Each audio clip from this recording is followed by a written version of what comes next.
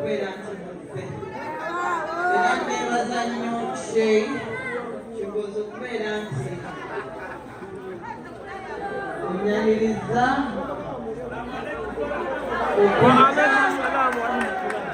nogereko eri abakyala bano.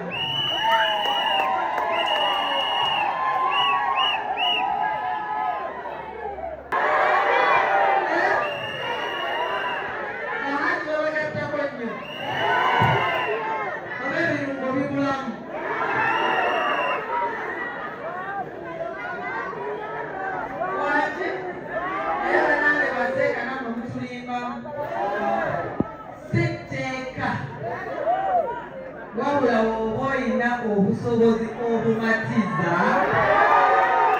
olina obusobozi obuba ikwetinga nga nambemu omu emitwalo 10 ne namba 2 ojjamu emitwalo 10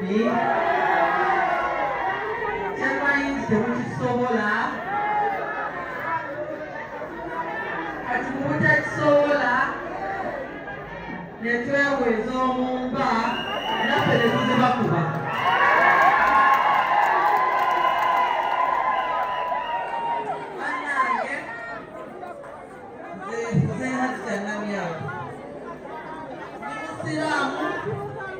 Ate atali musiraamu yasoma eddiini mu masomero ag'eddiini. Kurani nagisoma ndi mu nassale nengera mpiwani nasoma Kurani paka era ndatula n'olulimi lwange teri yesinzibwa okugyamu Allah subhanahu wa ta'ala ne Nabi Muhammad sallallahu alaihi wasallam naye mubakawe